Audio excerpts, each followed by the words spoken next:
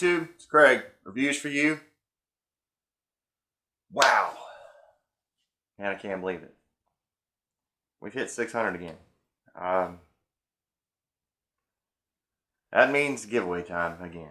I'll do another giveaway video. We just turned over 600 subscribers, so expect that video like first thing in the morning, and I'll get everything done because I still have to put all these names up in there so we can get all that stuff done. All right, so we got a little bit to talk about tonight. All right, so the first thing I want to talk about is they've just released the projected gross globally for Solo. Now this is just projected, and man, according to Disney, we know how their projections go. It's projected to gross 400 to 450 million globally. Now, in order for it to do that, it's got to do a lot. It's really got to do a lot. When you only gross 143 million on a 4-day opening, the second weekend's never better. The third weekend, it just gets worse. And according to the article, it's on MSN. You can actually look it up. Things are looking bad for Solo. You can actually look it up and read into it. And it's hinting around that Disney is not going to let this movie stay in theaters long. And the only way to help recoup some of the money lost is to put it on DVD and try and get DVD sales out of it. Well, we all know how that's going to go for us. I'm not going to tell you to watch it and stream it for free. But, I mean, The Last Jedi wasn't worth... It's in the dollar bin now, so I mean it's $1.99. I'm not paying $1.99 for it. So. With that being said, they're going to try and recoup their money that way. I mean, it's really the only option that they have left. This weekend right here is going to be the telltale weekend on how long it stays. Like I discussed before, theaters don't want to keep a movie in there that's not going to keep people in the seats. They get paid by ticket sales, and don't get fooled by gross numbers, because gross doesn't mean anything. That's just like when you look at your paycheck that you get every week or every 2 weeks, or you look at your W-2 and you see, whoa, I earned this amount of money, but this is all I brought home.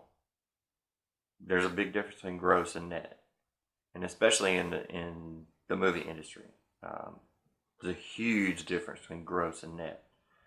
There's a lot of expense that goes into promotion, commercials, advertising on internet, advertising on social platforms. They even advertise on YouTube, advertising through different websites, commercial advertising globally, all the promotional stuff. If you've been to the movie theaters and you've seen the big humongous Solo thing there, all right, so all that stuff had to get done and shipped out and everything else, and they did that just domestically to almost 4,400 theaters.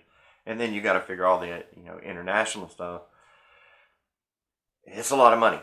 I mean, it really is. It turns out to be quite a bit of money in advertising. Well, I mean, just look at their premiere that they had in California, in Hollywood, where they reconstructed a Millennium Falcon.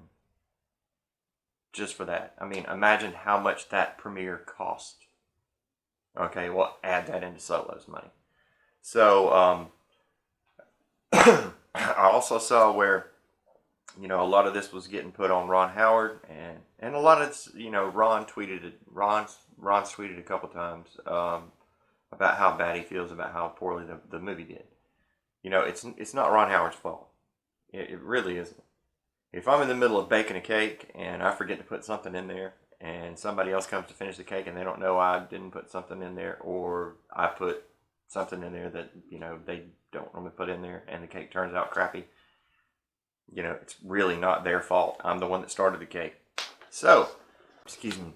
So the next thing we need to go over is there really is no there's no bouncing back from this. I mean, there really isn't. Honestly, there's really no way to bounce back from this. When you only get one shot at an opening. Word of mouth is not going to bring this movie up. The only good thing they had going for them this weekend coming up, is there's really nothing in the theaters. But the following week there is. So they're going to have to make as much money as they could possibly make this weekend. As sad as that is, they're gonna lose a lot of money on this film. They're going to lose a lot of money. We're talking about hundreds of millions of dollars they're going to lose on this movie. So y'all can all pat yourself on the back, stand up, clap, cheer, do everything you want to do. I don't feel exactly good about having to do it, but it was necessary. Do I want the franchise to die? Absolutely not. Do I want it to keep going? I absolutely do. Do I want it to go in a different direction? Oh, absolutely. And I'm not just saying, remove Kathleen Kennedy. Because even if you remove Kathleen Kennedy, Disney execs still have a hand in everything. If they'll just get Kathleen Kennedy away from production, and they'll get a creative team, or they'll get somebody up in there. There's a couple that I would like to see up in there that are actual Star Wars fans and know how Star Wars works. So, with that being said, if we get those up in there and get out of this mentality of origin movies and recasting the same characters over and over and over again, that's not where the magic happened. Having a good cast of characters is where the magic happened. So, with that being said, now I'm going to get into some episode 9 stuff, because I promised I would. I've been going through my emails, and there are, well, the first email I opened up from him was, they had a 16.5-hour meeting yesterday. In this 16.5-hour meeting, it was going over what can be done in order to make sure this doesn't happen again. And you should have heard some of the stuff that he actually wrote down. And so I'm going to give you a few excerpts of some of the ideas that were thrown around and were pitched. Because I find it rather humorous. One of the most outlandish ideas that was pitched was that what they need to do is go back and remake the original trilogy, and that'll bring the fans back. Man, had I been in there, I'd have been like, and you're fired.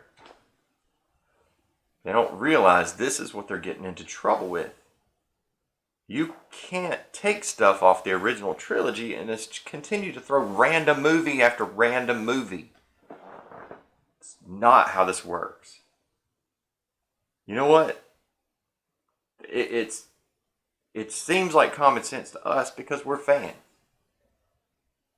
I don't really care how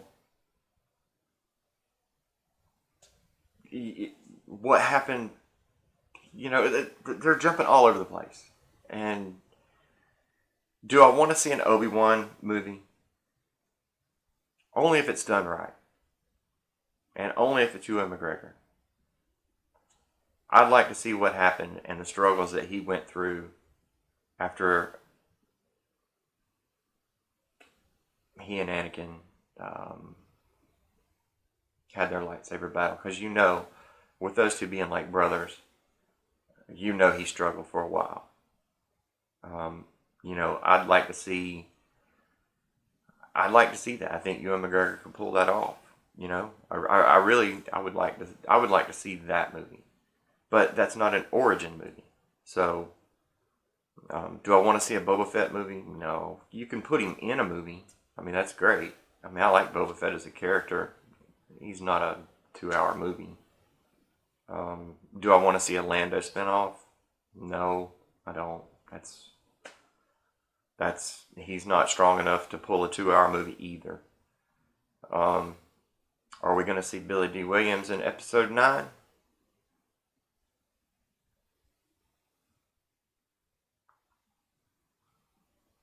Word on the street, through the email is Billy D. Williams is going to be in episode 9. I asked, and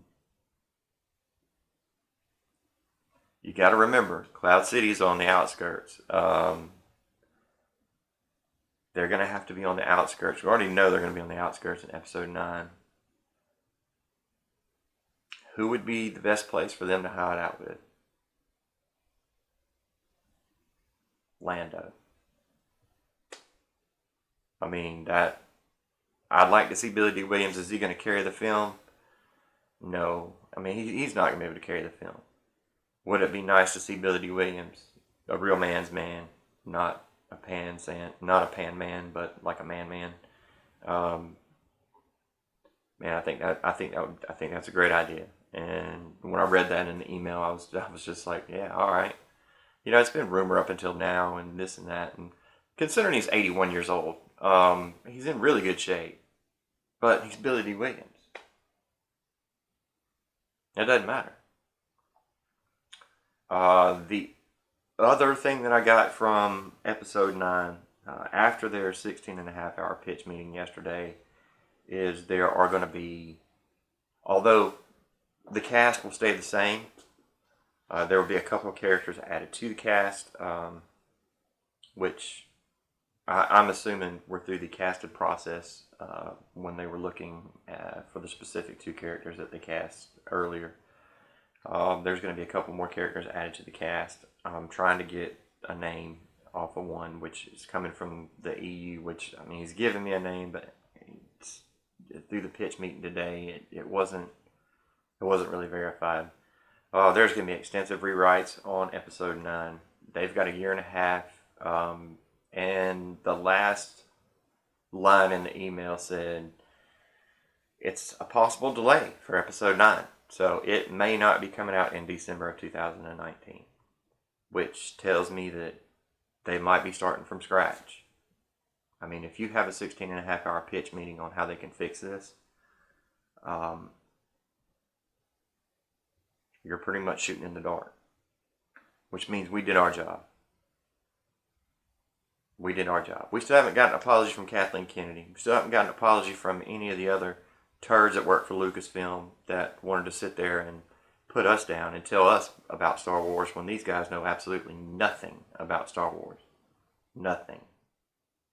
When Ryan Johnson and Kathleen Kennedy both make the statement, you know, we're not here to make films for the fans. We're here to make films. We don't care what the fans think. We're here to make movies. Okay, well, see exactly what that got you, right? I got you an anal probe from an alien right there. And you know what? I don't feel bad for you. I don't feel bad for you at all.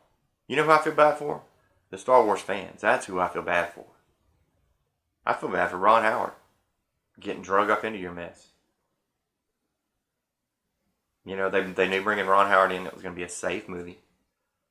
Just the same way with J.J. Abrams. It'll be a safe movie. At this point,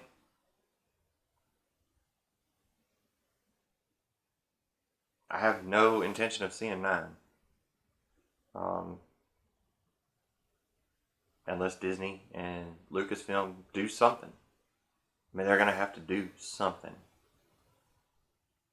I do know that it was brought up in the meeting today. He did mention, or the meeting yesterday, he did mention that it was just a solo boycott, and episode 9 should be fine. It's not just a solo boycott. That's exactly what I replied back to him. It's not just a solo boycott. This is all the way to the top of the empire. We're not budging. Matter of fact, we're getting bigger. We're getting bigger every day. You give us another year and a half of this crap, you know, before the next film comes out, and that's another year and a half of stuff that you're going to have to do, and we're going to get bigger, stronger, and believe me, our voice is going to be heard. And like was in an earlier comment, do you think Kathleen Kennedy is going to show up at Star Wars Celebration 2019? I don't think she will. I am scheduled to be there, so I will be there. But I don't expect her to be there during that. I honestly don't. I don't think she wants to go through this little backlash. This humongous backlash. I don't think she wants to go through that. Um, anyway, I want to hear your thoughts about bringing Billy D in. We know that Thrawn's coming in. Grand Admiral Thrawn's going to be brought back in. We know that there's another EU character being brought back in. He still hasn't confirmed it, so I still can't say it. It's killing me. Billy D coming back in because part of the original trilogy. They're thinking that's going to bring the fans back. I'm all for seeing Billy D. That's my Lando Calrissian. This dong lover is not my Lando. So, what do you think about that? What do you think about Star Wars Celebration, 2019 in Chicago? Do you think she's going to show up? I want to know your thoughts and opinions on that. Now, what about the solo projection of 400 to 450 million globally? Now, they're basing that off the fact that it's roughly done half of what Rogue One did. But you can't do that because Rogue One brought in so much money internationally, and this movie's not going to bring that money internationally. So I think their estimate of 400 to 450 million is high, and if I had to put a number on it, you know me, I ain't scared. I put a number on the opening weekend and nailed it. So I don't want to, I'll put a number on it. I think tops 320, 325 max. I think is all they're going to bring in. So they're going to have to pull it out of the theaters and put it on DVD in order to try and recoup some more money. We also know that their toy sales are going nowhere. Nobody's buying it. Nobody's buying it. Nobody's buying it so much that it's every Toys R Us is just completely loaded with it. Walmart, which used to stock 2 to 3 to 4 shelves of Star Wars stuff, is now stocking 1. Target used to have 6 or 7 aisles of nothing but Star Wars stuff. They're limited down to 1 now. That's sad. That's really sad. But anyway, I know it's kind of running kind of long. Man, I wish we were doing some live streaming so we could get, I could get some instant feedback. We could sit there and have a discussion on this stuff. If we get bigger, we'll be able to do that. So, because I need to be able to buy equipment to do that. And right now, it seems like I'm spending all my money on giveaways. So, man, we're hitting them so quick. I missed 3 giveaways in one day. Bam, bam, bam. 4, 5, and 6. One day. But I'll release the winner. It'll be in a separate video, so make sure you click that bell notification and watch that, and it'll say subscriber giveaway. That way we can make sure I get your information and I can get your stuff sent out to you. That might be later on tonight. I might post it around 12 or 1 o'clock in the morning, whatever, so it can be up in the morning, and that way we'll know who won. I can get your information, we can get your stuff done, and we'll work on 7, and then we'll work on 8, and we'll work on 9 until we get to 1,000. We get to 1,000, work on 5. We get to 5,000, work on 10. That's where we need to go with this. We need to get this thing big. Right now, while Disney's down and out, we need to be stronger. So, here I am. Craig, reviews for you. Brutally honest reviews for you. And I am out of here.